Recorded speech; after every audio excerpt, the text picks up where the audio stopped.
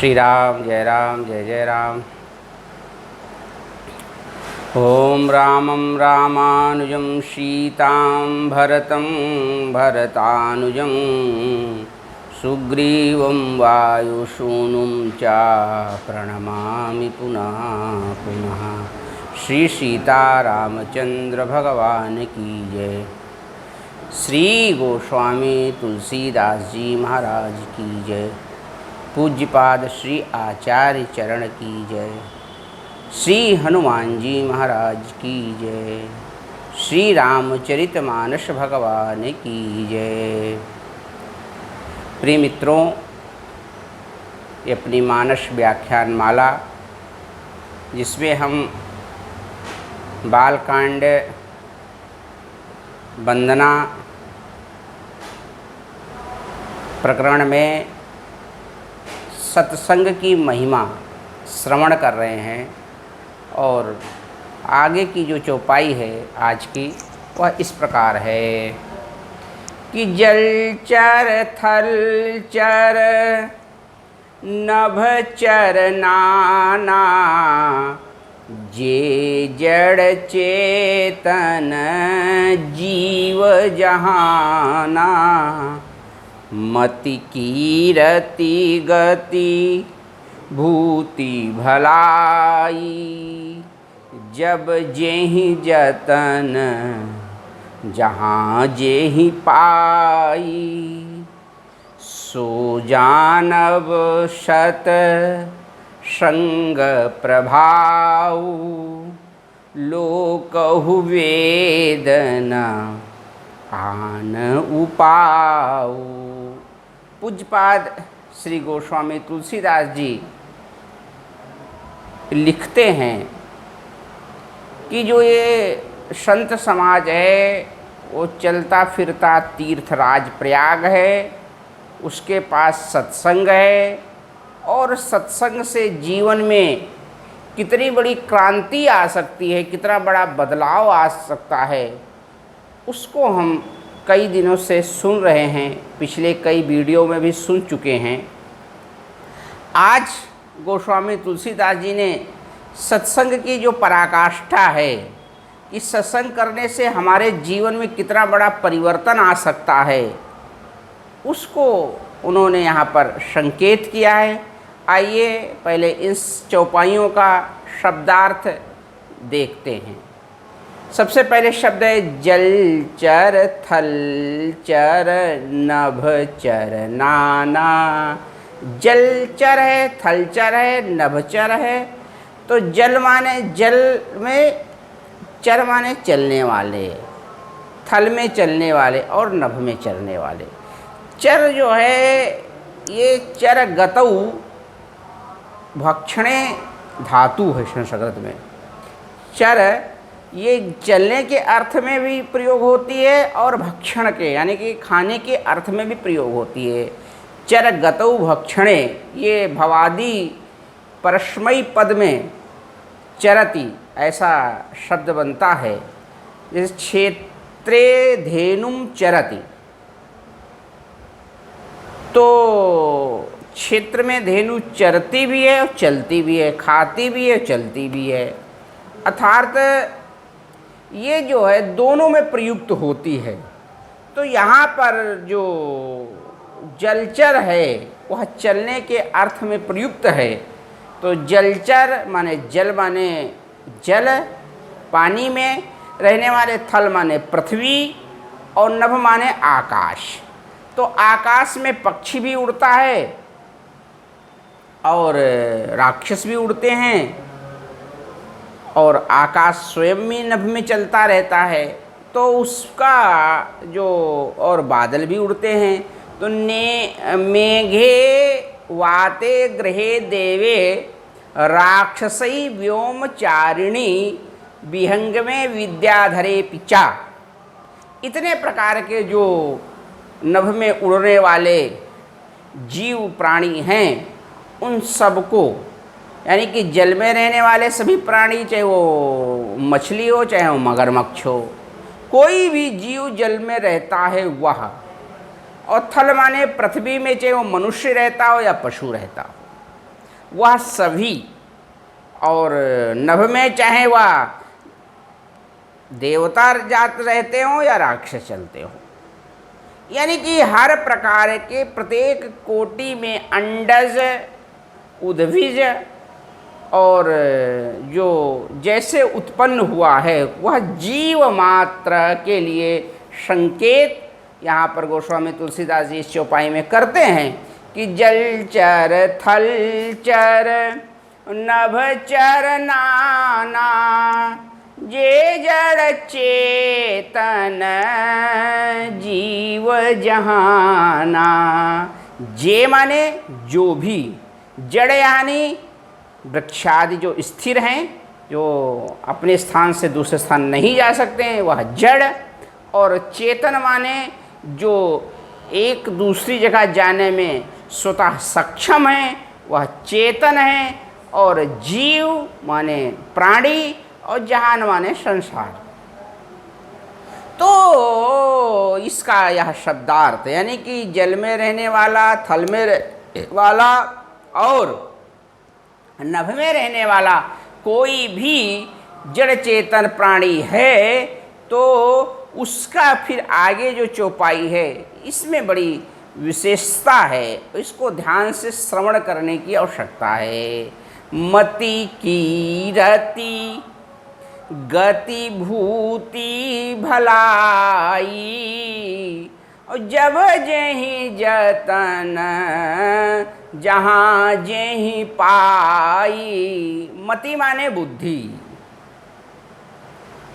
और कीर्ति माने ख्याति या प्रसिद्धि, और गति माने मोक्ष, और भूति माने ऐश्वर्य, रुपया पैसा धन धान्य, ये भूति है।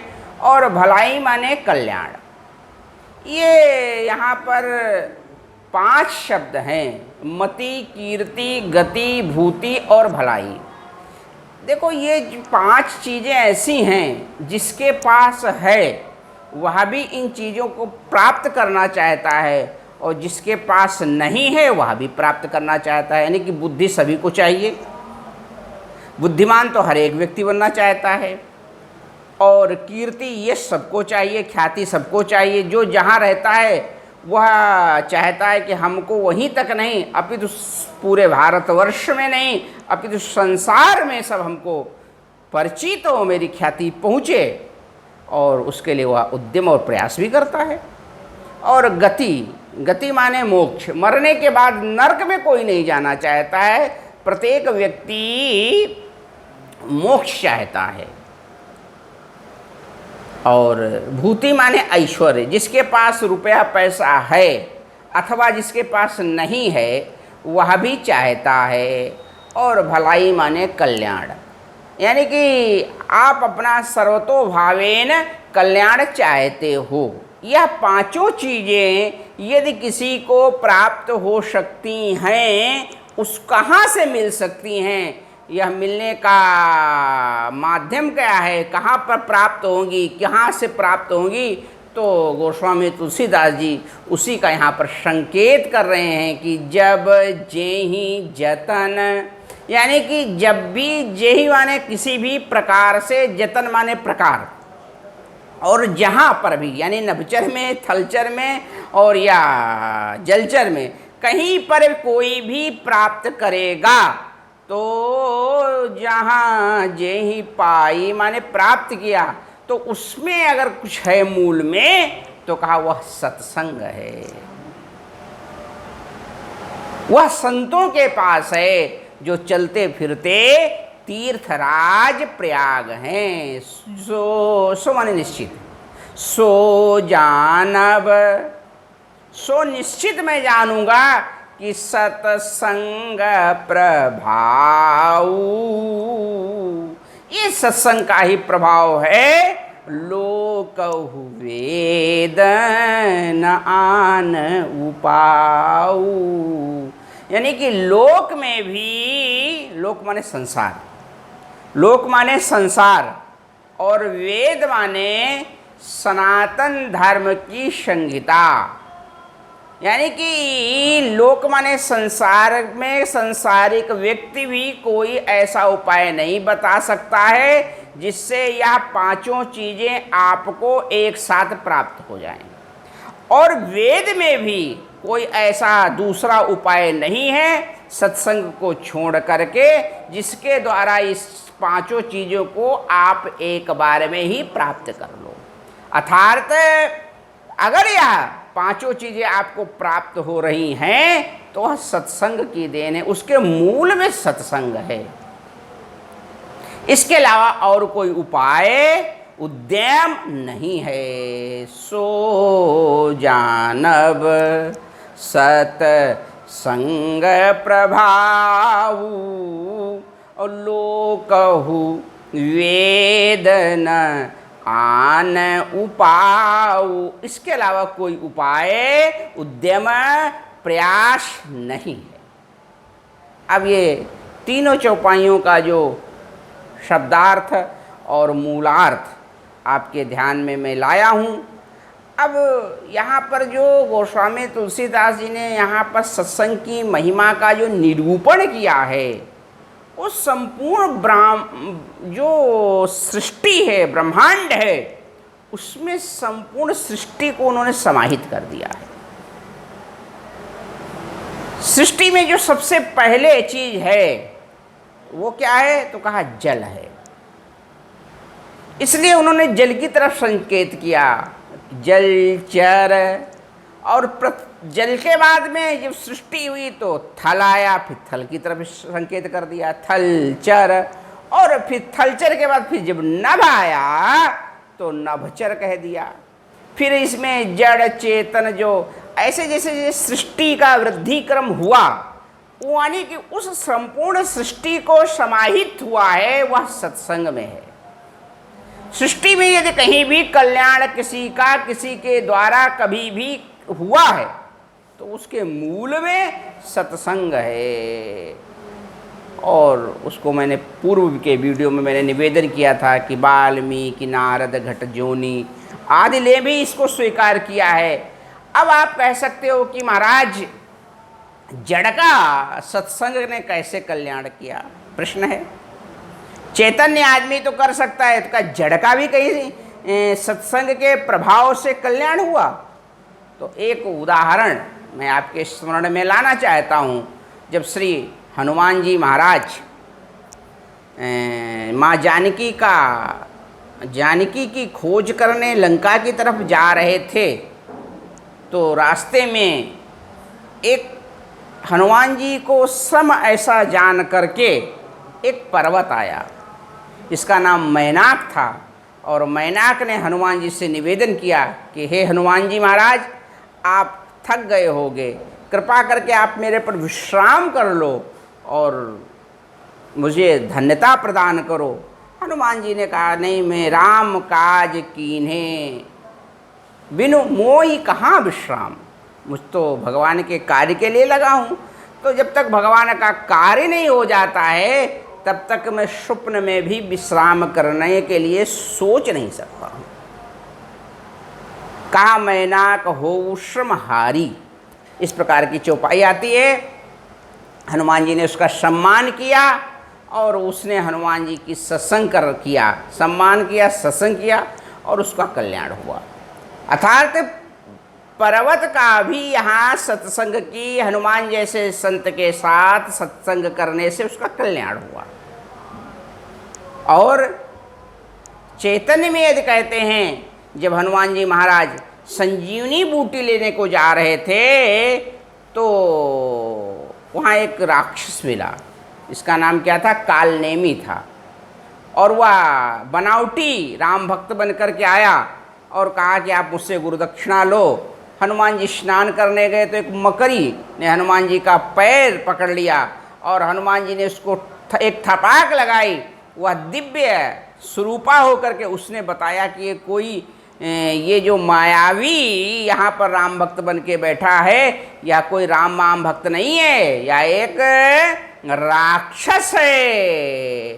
मुनि न होई यह निश्चर घोरा। और ऐसा वह बता करके हनुमान जी के साथ सत्संग करके वह भी अपने लोक को चली गई। अर्थात कहने का अभिप्राय ये है कि जड़ हो चाहे चैतन्य हो, किसी ने भी किसी भी प्रकार से कहीं पर भी यदि सत्संग किया तो उसका कल्याण हुआ। और थलचर में इन वृक्षों ने भी भगवान राम को के साथ सत्संग किया कि जब जानकी का हरण हो गया, वाल्मीकि रामायण में वाल्मीकि जी लिखते हैं, तो राम जी व्याकुल हो गए और वो पूछने लगते हैं वृक्षों से कि हे खग हे मृग मधुकर श्रेणी। ये तो मानस में लिखा है, वाल्मीकि में क्या लिखा है? रे रे वृक्षा पर्वतस्था गिरिगहन वायुना विद्यमाना रामो हम व्याकुल। रे रे वृक्षा पर्वतस्था गिरिगहन वायुना विद्यमाना। हे वृक्ष, हे पर्वत।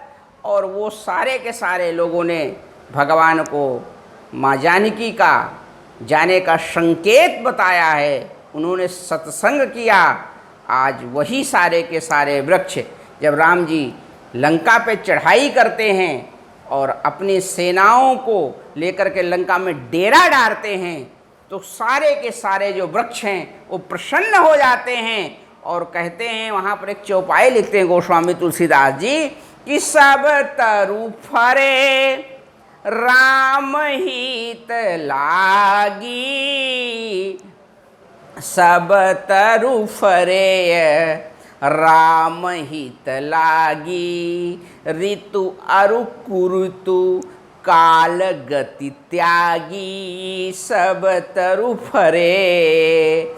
आज सारे के सारे वृक्ष फल से युक्त हो गए और उन्होंने अपनी ऋतु की मर्यादा को भी छोड़ दिया। जैसे आम का सीजन इस समय है, गर्मी में आम लगता है, और मान लो जब राम जी ने रावण को मारा उस समय कार्तिक का महीना था, लेकिन उस समय भी आम खाने को वानरों को मिला। ये कुरुत में भी फरना, ये राम की कृपा से हुआ जा करके, इस सत्संग की महिमा से हुआ जा करके। अर्थात सब तरु फरे, और उन्होंने भी भगवान के सहयोगी बन करके अपना कल्याण कर लिया। इस प्रकार से जो भी हैं, जहाँ पर भी हैं, वो सब भगवान के साथ में संयुक्त हो गए। चाहे वो कोल हो, किरात हो, भिल्ल हो, बनवासी हो, वह भगवान की सेवा करके, संतों का सत्संग कर करके उन्होंने अपने जीवन में ये पांचों चीज़ें प्राप्त कर ली। मति कीरति गति भूति भलाई। इन पांचों चीज़ों को जो जिसने भी सत्संग किया है उसको प्राप्त हो गई हैं। यहाँ तक जो कोल किरात भिल्ल वनवासी थे, उन्होंने भी भगवान के साथ सत्संग किया और चित्रकूट के संतों के साथ सत्संग कर करके भगवान के दर्शन को प्राप्त किया। करी के हरि कवि कोल कुरंगा, विगत वैर बिचरई सब संगा। जो कोल किरात वनवासी जीव जंतु थे, वो संतों के संग में लग करके अपनी स्वाभाविक प्रवृत्ति को छोड़ करके और भगवान के हित कार्य में लग जाते हैं। ये सत्संग का प्रभाव है। तो ये सत्संग अपने जीवन में आता है तो हमें भी मति कीर्ति गति भूति और भलाई, ये पांचों चीज़ें प्राप्त होने वाली हैं, इसमें कोई संदेह नहीं है। आज के वीडियो में बस इतना ही। कल अगले वीडियो में पुनः आगे की चर्चा करूँगा। सादर जय श्री राम।